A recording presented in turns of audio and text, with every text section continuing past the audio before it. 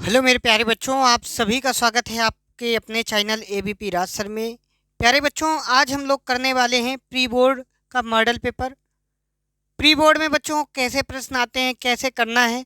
और मैं तो ये कहने वाला हूँ कि आपके बोर्ड एग्ज़ाम में भी बहुत सारे क्वेश्चन इधर से मिलेंगे, क्योंकि बच्चों ये 20 क्वेश्चन जो एमसीक्यूज़ के होंगे, इनसे 20 क्वेश्चन से आपके 50 क्वेश्चन बना दूंगा। और वो सारे क्वेश्चन होंगे जो बार बार आपके बोर्ड पेपर में पूछे जाते हैं। कई सारे मतलब जैसे कोई लेखक आया तो उनकी जो भी इम्पोर्टेंट रचनाएं हैं वो सारी साथ का साथ में ही डिस्कशन करते चलेंगे। तो बच्चों, सबसे पहला जो प्रश्न है आपका, आप देख पा रहे होंगे, हंस पत्रिका के प्रथम संपादक थे। हंस पत्रिका के प्रथम संपादक थे, कौन थे प्रथम संपादक?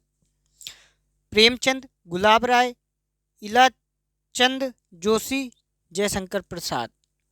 तो प्यारे बच्चों, जो हंस पत्रिका है इसके जो लेखक थे वो प्रेमचंद जी थे। कौन थे बच्चों? प्रेमचंद जी। अच्छा, एक बात मैं और आपको बता दूं, प्रेमचंद की बच्चों जो भी रचनाएं आपके बोर्ड पेपर में आती है ना, वो मैं सारी की सारी आपको बता दे रहा हूँ।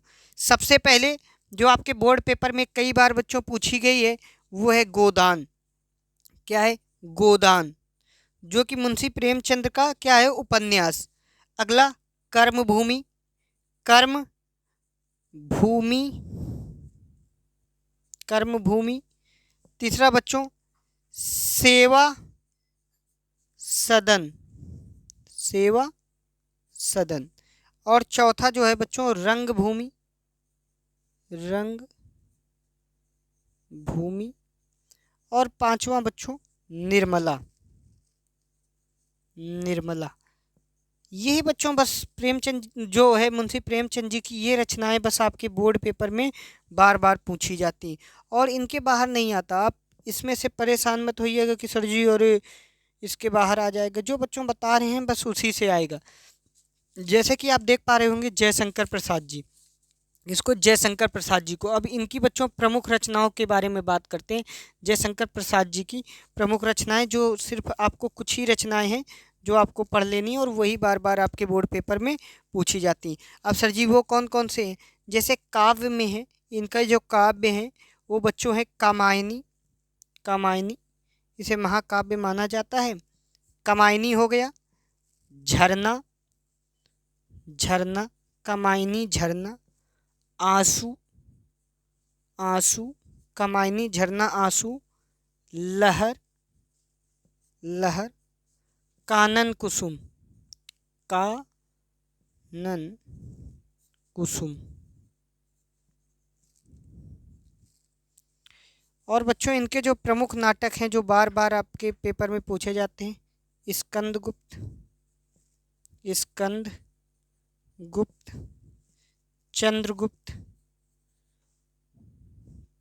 चंद्र गुप्त। और बच्चों जो है अजात शत्रु, अजात, अजात शत्रु। एक घूंट। इसके बाहर बच्चों कोई क्वेश्चन नहीं आएगा जो मैं आपको पढ़ा रहा हूँ। अच्छा, इनकी बच्चों कुछ कहानियाँ भी हैं, उपन्यास भी हैं। जैसे मैं उपन्यास के नाम इनके लिखे दे रहा हूँ, आप यहाँ पर ऊपर भी लिख सकते हैं। उपन्यास के नाम में बच्चों हम लिखेंगे कंकाल, कंकाल। इसके बाद तितली, कंकाल तितली। और इरावती। बस बच्चों इतना आपको पढ़ना है जयशंकर प्रसाद जी में। एक भी रचना इसके बाहर जयशंकर प्रसाद जी की नहीं आएंगी। ठीक है बच्चों, अगला क्वेश्चन है। अगला क्वेश्चन बच्चों, अर्धनारीश्वर के लेखक हैं। अब आपको बताना है अर्धनारीश्वर के लेखक कौन है। विष्णु प्रभाकर, प्रेमचंद, जयशंकर प्रसाद, चतुरसेन शास्त्री। तो बच्चों जो अर्धनारीश्वर है इसके जो लेखक हैं बच्चों वो विष्णु प्रभाकर जी हैं। कौन है बच्चों? विष्णु प्रभाकर जी, याद रखिएगा। अच्छा, विष्णु प्रभाकर की सर जी और जो पेपर में रचनाएं पूछी जाती हैं वो हमें बता दीजिए। तो बच्चों बस तीन ही चार उनकी रचनाएं हैं जो बहुत पूछी जाती हैं। जैसे अर्धनारीश्वर, अर्धनारीश्वर, अर्धनारीश्वर। विष्णु प्रभाकर जी की बहुत पूछी जाती है। आवारा मसीहा, आवारा मसीहा। और पंखहीन, पंखहीन। ये बच्चों बस रचनाएं हैं जो विष्णु प्रभाकर जी की बहुत पूछी जाती हैं। एक दो और रचनाएं हैं, जैसे है युगे युगे क्रांति, युगे युगे क्रांति। बस बच्चों ये रचनाएं बस आपको पढ़नी है, इसके बाहर कोई रचना आपके बोर्ड पेपर में नहीं आएगी। ठीक है, अब अगले प्रश्न पर बढ़ते हैं बच्चों। अगला जो प्रश्न है बहुत इम्पॉर्टेंट है, अच्छा प्रश्न है। तो आपको प्रेमचंद और इनके बारे में बता दिया है, ये चतुर्सेन शास्त्री जी आपके पेपर में नहीं आते हैं। ठीक है बच्चों, अगला क्वेश्चन है, एक घूंट की विधा कौन सी है? एक घूंट की विधा कौन सी है? अब पहले तो ये बताइए, एक घूंट को किसने लिखा है? अभी मैंने बताया था ना ऊपर, आपको याद होगा, एक घूंट जयशंकर प्रसाद जी की कृति है। किसकी कृति है भैया एक घूंट? जय शंकर प्रसाद जी की, जयशंकर प्रसाद जी की बच्चों ये कृति है। और इसके विषय में आपको बताना है कि मतलब ये किस विधा की है। तो बच्चों जो ये है, ये इनकी कौन सी विधा की थी? नाटक था। ये क्या था बच्चों? नाटक था। ठीक है प्यारे बच्चों, ये आपको सारे प्रश्न आपको अपने नोटबुक में नोट कर लेने हैं कि सर जी एक से कितने सारे प्रश्न बना रहे हैं। ऐसा नहीं कि बच्चों बस आप वीडियो देख लीजिए। प्लीज़ आप लोगों से हाथ जोड़कर मेरा रिक्वेस्ट है कि प्लीज़ आप लोग कापी कलम के साथ ही बैठें, नहीं तो फिर कोई मतलब नहीं रहेगा। मैं कितना भी आपको पढ़ा दूँ, कोई फ़ायदा नहीं रहेगा, उसका कोई भी बेनिफिट नहीं मिलेगा बच्चों। तो इसलिए आप अपनी नोटबुक लेकर के बैठिए और लिखिए जितनी सारी चीज़ें मैं आपको बता रहा हूँ। अब अगले प्रश्न को देखते हैं। प्रश्न नंबर 4, हिंदी गद्य का आरंभ माना जाता है तो बच्चों 1868 में। और हिंदी गद्य का मतलब भारतेंदु युग में। किसमें? अगर क्वेश्चन पूछ जाए, क्वेश्चन ऐसे भी बन सकता है कि हिंदी गद्य का आरंभ किस युग में माना जाता है? तो भारतेंदु युग में। ठीक है प्यारे बच्चों, और कब? 1868। ठीक है, इतना भी याद रखिएगा। अगला क्वेश्चन है बच्चों, रश्मिमांसा के लेखक हैं। अब ये तो मेरे भाई आप लोगों को याद है ना, रश्मिमांसा, चिंतामणि, ये सब किसकी रचनाएं? आचार्य रामचंद्र शुक्ल की। अगली रचना इनकी चिंतामणि, बहुत इंपॉर्टेंट रचना है बच्चों, कई बार आपके बोर्ड पेपर में लगातार पूछी गई, इसलिए आप लोग चिंतामणि के बारे में जरूर लिखेंगे। अच्छा बच्चों, अब अगला जो है इनके बारे में हम बताते हैं आपको। जयप्रकाश भारती जी की बहुत प्यारी रचनाएं हैं जो बहुत आपके पेपर में पूछी जाती हैं। पहली रचना जो है अनंत, अनंत, अनंत आकाश, अनंत आकाश। दूसरी रचना है बच्चों हिमालय की पुकार, हिमालय, हिमालय की पुकार। और तीसरी रचना है जो बच्चों अथाह सागर, अथाह सागर, अथाह सागर। ठीक है बच्चों, ये रचनाएं आप लिख लीजिएगा। जयप्रकाश जी की, जयप्रकाश भारती जी की जो भी रचनाएं आएंगी, इससे बाहर आपके बोर्ड पेपर में नहीं पूछा जाएगा, यही रचनाएं बस आएंगी आपके पेपर में। ठीक है बेटा, अब अगले प्रश्न की ओर बढ़ते हैं। साकेत महाकाव्य के रचनाकार हैं। साकेत के बच्चों जो रचनाकार हैं वो मैथिली शरण गुप्त जी हैं।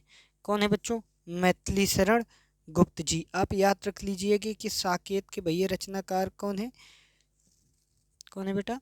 मैथिली शरण गुप्त जी। जयशंकर प्रसाद जी की रचनाएं मैंने बता दी है। हरिऔध जी की एक रचना है जो बहुत पूछी जाती है, प्रिय प्रवास। कौन सी? अयोध्या सिंह उपाध्याय हरिऔध जी की रचना है प्रिय प्रवास। ये बच्चों बहुत पूछी जाती है आपके पेपर में। ठीक है, तो इस रचना को आप अच्छे से याद कर लीजिएगा, ये बहुत इम्पॉर्टेंट रचना है। अगले प्रश्न पर बढ़ते हैं, प्रश्न संख्या 7 बच्चों। रीतकाल की रचना है रामचरितमानस, प्रिय प्रवास, प्रेम माधुरी, रामचंद्रिका। बच्चों जो रीत काल की रचना है वो रामचंद्रिका है। अच्छा, ये रामचंद्रिका किसके द्वारा लिखी गई रचना है, ये भी आप जान जाइए। केशव दास की। किसके? केशव दास। केशव दास जी की बच्चों ये रचना है। तो प्लीज़ आप इन सारे क्वेश्चनों को साथ में ही नोट करते जाइए बच्चों, और मेरे साथ रिवाइज भी करिएगा। रीत काल की रचना है रामचंद्रिका, जिसके लेखक कौन है बच्चों? केशव दास। ठीक है बेटा। अगला क्वेश्चन है बच्चों, प्रगतिवादी युग की दो प्रवृत्तियां कौन सी हैं? ऑप्शन ए मानवतावादी, मानवतावादी। ऑप्शन बी बच्चों करुणा और नारस्य की भावना। तो बच्चों यही सही हो जाएगा आपका, आप याद कर लीजिएगा। अगला क्वेश्चन है बच्चों, छायावादी युग के लेखक हैं। छायावादी युग के बच्चों लेखक जो हैं वो बच्चों निराला जी हैं, सूर्यकांत त्रिपाठी निराला जी। याद रखेंगे आप लोग कौन है बच्चों? सूर्यकांत त्रिपाठी निराला जी। एकदम आपको ये क्वेश्चन को अच्छे से याद कर लेना है। अगला क्वेश्चन है बच्चों, यामा के रचयिता का नाम। यामा, ये तो बच्चों बहुत समय से आप पढ़ रहे हैं कि यामा किसके द्वारा लिखा गया है। भैया यामा जो है वो महादेवी वर्मा जी लिखे हैं। कौन लिखे हैं? महादेवी वर्मा जी। अच्छा, महादेवी वर्मा जी की सर जी कौन सी रचनाएं हैं जो बहुत पूछी जाती हैं? तो लिखिए, निहार, निहार रश्मि, निहार रश्मि नीरजा, निहार रश्मि नीरजा दीप शिखा, दीप शिखा, दीप शिखा सांध्य गीत, सांध्य गीत। ये बच्चों बहुत इंपॉर्टेंट रचना है महादेवी वर्मा की। अतीत के चलचित्र, अतीत, अतीत के चलचित्र। और बच्चों और जो रचनाएं हैं, स्मृति की रेखाएं, स्मृति की रेखाएं, ये बच्चों बहुत इंपॉर्टेंट रचनाएं हैं। ठीक है, तो ये सारी रचनाएं आप लोग नोट डाउन करेंगे अपने नोटबुक में, क्योंकि ये बहुत इंपॉर्टेंट रचनाएं। अच्छा सर जी, ये जो सुभद्रा कुमारी चौहान जी हैं इनकी प्रमुख रचनाओं का आप उल्लेख कर दीजिए। तो बच्चों कुछ इनकी भी रचनाएं हैं जो बहुत ज़्यादा पूछी जाती हैं, जैसे झांसी, झांसी की रानी, झांसी की रानी, त्रिधारा, त्रिधारा, मुकुल, मुकुल, और चौथी रचना है बिखरे मोती, बिखरे मोती, मोती। ये बच्चों रचनाएं इनकी हैं जो बहुत बोर्ड एग्जाम में बार बार पूछी जाती हैं और इम्पॉर्टेंट रचनाएं हैं, और इसके बाहर आपको नहीं पढ़ना है। अब अगले प्रश्न पर बढ़ते हैं बच्चों। 11 नंबर प्रश्न जो है, यहीं कहीं पर बिखर गई है मृग विजय बाला सी, सा सी से सरिस। ये सब कुछ दिख जाए तो बच्चों आंख बंद करके आप उपमा अलंकार लगा देंगे। ठीक है, उत्प्रेक्षा अलंकार में क्या होता है सर जी? इसमें उत्प्रेक्षा अलंकार में मन मन हूँ, जन जन हूँ, ये सारे वाचक शब्द मिल जाते हैं तो वो उत्प्रेक्षा अलंकार होता है। तो इसमें सा सी से सरिस ट्रिक होती है, सा सी से सरिस, तो मतलब वो क्या हो गया? उपमा अलंकार बच्चों। अगले प्रश्न पर बढ़ते हैं बच्चों। प्रश्न नंबर 12, रोला छंद में मात्राओं की संख्या है। तो बच्चों रोला छंद में मात्राओं की संख्या कितनी है? 24 है। कितनी है बेटा? 24 है, आप नोट कर लीजिएगा इस। प्रश्न नंबर बच्चों 13 पर बात करते हैं, करुण रस का स्थायी भाव है। तो करुण रस का बच्चों स्थायी भाव होता है शोक। अगला क्वेश्चन, यहाँ पर और भी क्वेश्चन बनाते हैं, हास्य रस का होता है, हास्य रस का स्थायी भाव बच्चों हास्य होता है, हास्य। करुण रस का बच्चों होता है शोक।